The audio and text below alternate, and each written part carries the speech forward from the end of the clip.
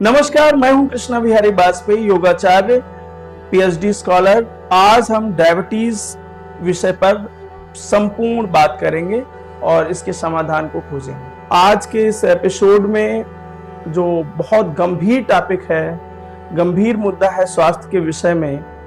आज दुनिया जिससे त्रस्त है और भारत का लगभग हर तीसरा व्यक्ति इसकी चपेट में है।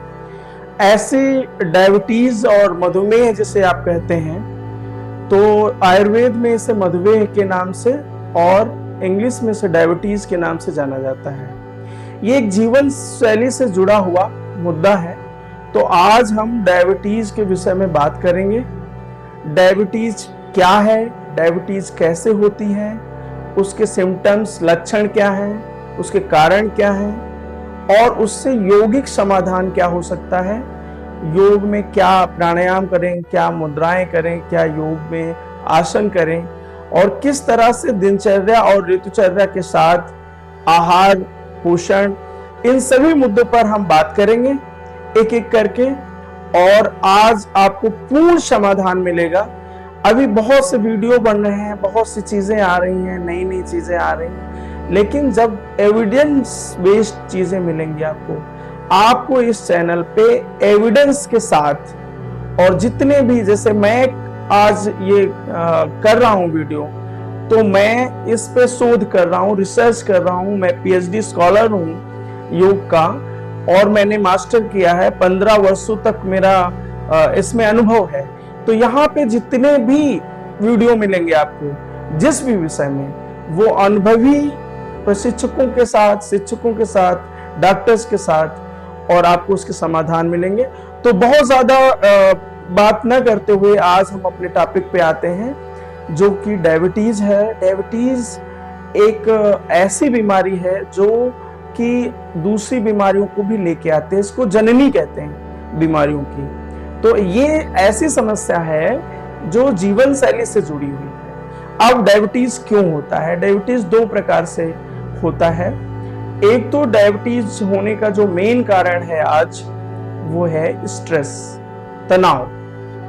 तनाव जब आपके शारीरिक और मानसिक स्वास्थ्य के बीच में कम्युनिकेशन गैप हो जाता है, जब हम मानसिक स्वास्थ्य पे ध्यान नहीं देते हैं, सिर्फ और सिर्फ शारीरिक स्वास्थ्य पे ध्यान देते हैं, तो सबसे बड़ा कारण होता है डायबिटीज होने का। दूसरा सबसे बड़ा कारण है कि जो दिनचर्याएं हैं हमारी, भोजन, आहार, और सुबह से लेकर शाम तक जब आप सिस्टम को फॉलो नहीं करते, जो आयुर्वेद बताता है, जो आपकी दिनचर्या होनी चाहिए। जैसे आपके सिंपैथेटिक और पैरासिम्पैथेटिक के बीच में गैप बनता है, तो जब एक ही लगातार एक्टिव होगा तो फिर दूसरा आपका सिस्टम को खराब करेगा। तो सिंपैथेटिक और पैरासिम्पैथेटिक नर्वस सिस्टम के बीच में गैप होने का भी एक कारण है तनाव और डायबिटीज होना। दूसरा, ओवर ईटिंग।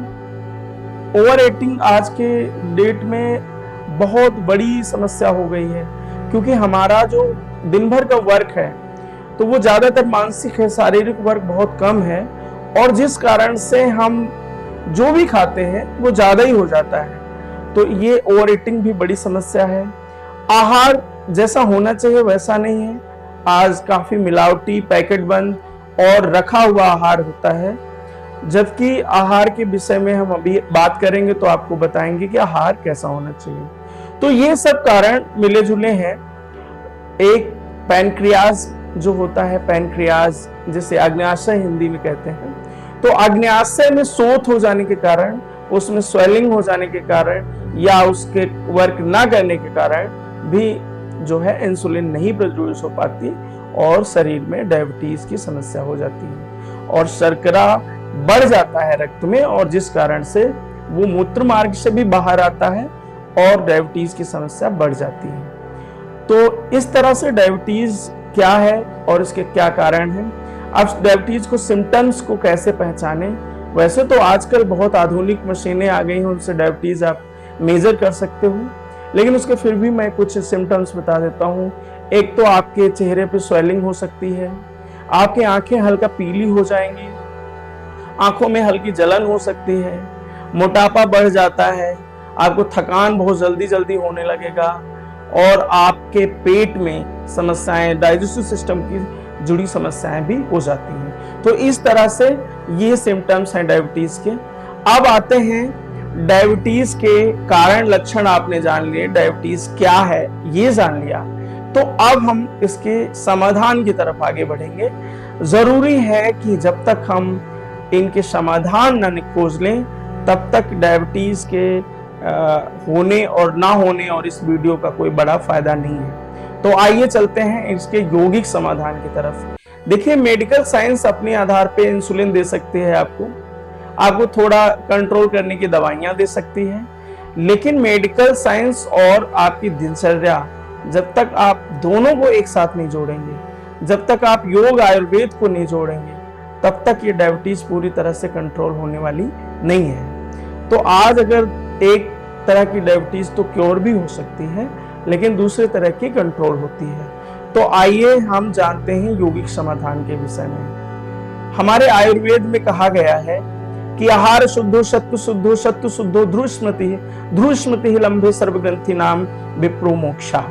अर्थात आहार अगर आपका सही होगा तो आपकी बुद्धि सही होगी, सत्व शुद्धि हो, सत्व शुद्धो ध्रुव स्मृति, तब जब आपके सत्व रज तम कफ पित्त बात सही होगा तो आपका मन बुद्धि अहंकार के बीच में संतुलन होगा, तब आपका जाके सारा शरीर शुद्ध होगा और जिसकी इंद्रियां प्रसन्न रहनी, ऐसे ही व्यक्ति को स्वस्थ कह सकते हैं। तो अगर डायबिटीज से बचना है तो आपको आहार के विषय में सबसे पहले ध्यान देना होगा। आहार कैसा होना चाहिए? यौगिक आहार में 3 बातें मैं कहूंगा। पहली कि आहार आपको आधा पेट लेना है, सिर्फ आधा पेट आहार। आधा पेट, जो आधा बचेगा उसका 1/3 भाग आप जल ले लें और 1/4 भाग खाली छोड़ना है। ये आपके आयुर्वेद के अनुसार आहार की जो लेने की संज्ञा दी गई है वो ये है। इस तरह का आहार लेना है, मीन्स जितना आपको खाने की इच्छा हो उतना मत खाएं, उसका आधा खाएं। दूसरा आहार संतुलित सात्विक होना चाहिए, मांसाहार से बचें और तले भुने आहार से भी बचना चाहिए। फिर ऋतुचर्या को अपनाना चाहिए। ऋतुचर्या क्या होती है? जैसे हमारे यहाँ देश में 6 ऋतुओं का पालन होता है आयुर्वेद के अनुसार। उन 6 ऋतुओं में आप देखेंगे कि हेमंत है, ग्रीष्म है, वर्षा है, शिशिर है और आपकी शरद ऋतु है, वसंत ऋतु है। तो इन ऋतुओं के अनुसार भी हमारे यहाँ भोजन बताया गया। जैसे आज के समय में वर्षा ऋतु चल रही है, तो वर्षा ऋतु में आपको कोई भी ऐसा आहार नहीं लेना है जो शाक सब्जी, जो शाक के बारे में हम हमेशा कहते हैं कि उनको खाना चाहिए, तो वो वर्षा ऋतु में नहीं खाइए। तना भुना बिल्कुल अवॉइड करिए और दोपहर में छाछ का सेवन करना बहुत फायदेमंद रहता है।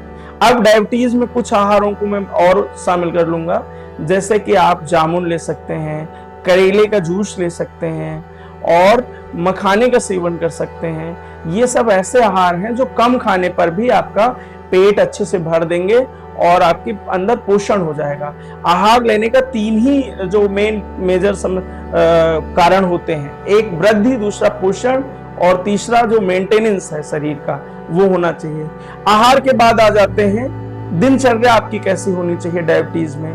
तो आइए जल्दी से जान लेते हैं। दिनचर्या में आप प्रातः काल उठें, उठने का समय आपका 4 से 6 होना चाहिए अगर संभव हो, नहीं तो जब भी उठें। उसके बाद सर्वप्रथम आप ब्रश करते हैं। ब्रश करने के बाद नोज को साफ करना है और उसके साथ साथ नोजल ड्रॉप के रूप में तिल का तेल या देसी घी का इस्तेमाल करें। 2-2 बूंद जरूर डालना चाहिए नाक में। उसके बाद जबान पे थोड़ा सा सरसों का तेल या तिल का तेल डाल के उससे आपको कुल्ला करना चाहिए, जिससे कि आपके शरीर की अच्छे से गले की सफाई हो जाती है। तो दिन भर आपकी बैक्टीरिया संतुलित रहता है। इसके बाद आप स्नान करने से पहले शरीर की हल्की मालिश जरूर करें।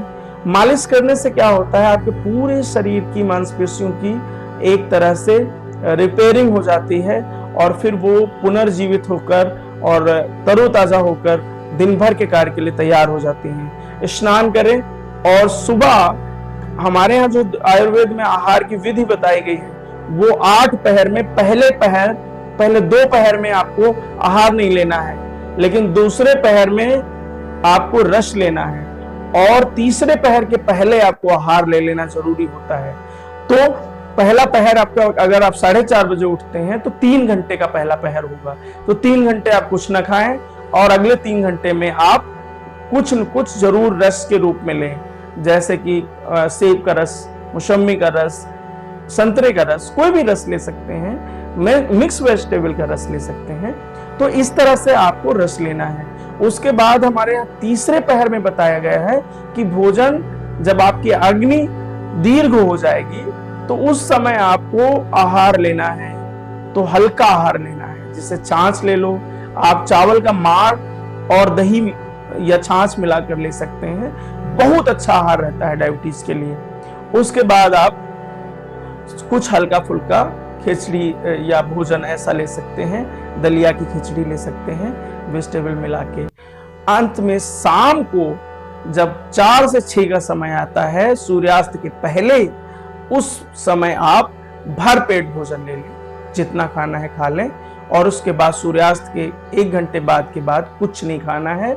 फिर आप आराम से रहिए और ये चिंता छोड़ दीजिए कि हमें खाली पेट नहीं रहना है डायबिटीज में। उसके बाद आपको जरूरत नहीं पड़ेगी, वो आहार आपका 7-8 बजे तक, 9 बजे तक आराम से पच जाएगा, और फिर अच्छी रिपेयरिंग आपकी पूरे रात भर होगी, मांसपेशियां आपकी ठीक हो जाएंगी, आपका शरीर हल्का हो जाएगा। जब आप सुबह उठेंगे तो आपका शुगर लेवल देख लीजिएगा, डेली से बहुत अच्छा आएगा, कंट्रोल आएगा।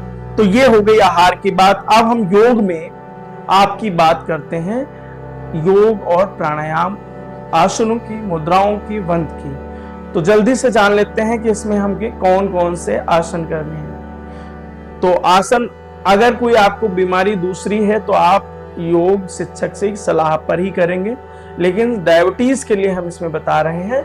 डायबिटीज के लिए सर्वप्रथम खड़े होने वाले आसनों में आपको करना है कट चक्र आसन, कट शक्ति आसन, त्रिकोण आसन। इसके बाद आपको करना है जॉगिंग एक्सरसाइज, हल्की फुल्की मांसपेशियों की एक्सरसाइज, घुटनों की एक्सरसाइज, पंजों की एक्सरसाइज और गर्दन की एक्सरसाइज।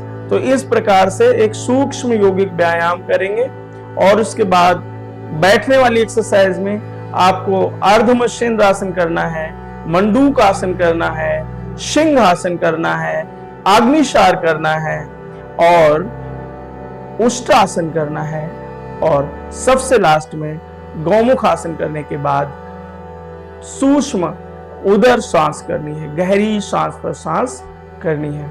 इसके पश्चात आपको पीठ के बल लेट करके लेटने वाले आसन में उत्थित पादासन, उत्तान पादासन करेंगे, और इसके बाद पवन मुक्त आसन करेंगे। फिर जठर परिवर्तन आसन या मरकट आसन कह सकते हैं, वो करेंगे, और अंत में आप थोड़ा सा विश्राम लेंगे और पेट के बल लेटने वाले आसनों में आप सर्प आसन करेंगे, भुजंग आसन करेंगे, शलभ आसन करेंगे, अर्धशलभ आसन करेंगे और धनुरासन करेंगे। इसके बाद मकर आसन में विश्राम करते हुए पुनः पीठ के बल लेटेंगे और पुनः पीठ के बल लेट करके सुप्त भद्रासन और शवासन का अभ्यास करना है। इसके बाद शवासन करने के बाद उठ जाएंगे और बाईं करवट से उठ के बैठेंगे। पुनः प्राणायाम पे अब आते हैं। प्राणायाम में आपको नाड़ी शोधन प्राणायाम करना है। नाड़ी शोधन के साथ आपको इसमें कपालभाति प्राणायाम, भ्रस्तिका प्राणायाम, भ्रामरी प्राणायाम का अभ्यास करना चाहिए। और अगर आपको इसके साथ एंजाइटी, डिप्रेशन या सरदर्द की समस्या रहती है तो आप इसमें शीतली शीतकारी प्राणायाम को भी जोड़ सकते हैं। इसके बाद फिर मुद्राओं पे अगर हम आते हैं तो इसमें मुद्राओं में आपको योग मुद्रा करना है और बंद में त्रिबंध आसन, उड्डयन बंद आसन करना है। और अंत में समस्त आसनों को करने के बाद, प्राणायाम करने के बाद आपको हाथ जोड़कर ईश्वर का धन्यवाद और नेचर का धन्यवाद करना है। इस प्रकार ये दिनचर्या को अपनाकर आप डायबिटीज को कंट्रोल कर सकते हैं। निश्चित तौर पे इसमें लाभ मिलेगा। ये जितनी चीजें आपको मैंने बताई हैं वो सब शास्त्रगत हैं, सबके श्लोक हैं, सबके एविडेंस हैं। इसमें कोई भी ऐसा शब्द नहीं होगा जिनमें एविडेंस बेस्ड नहीं होगा। तो आप इन्हें करके अपना सकते हैं।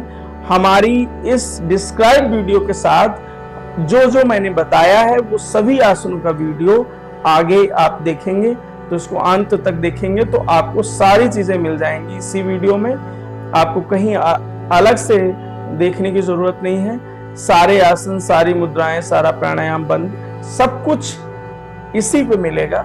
और इस वीडियो में अंत तक देख करके आप अपने डायबिटीज को कंट्रोल कर अपने जीवन को कृतार्थ कर सकते हैं, स्वास्थ्यमय बना सकते हैं। बहुत बहुत आभार, आप इसका लाभ उठाएं। धन्यवाद। आपके सभी दर्शकों को पुनः एक बार बधाई। धन्यवाद।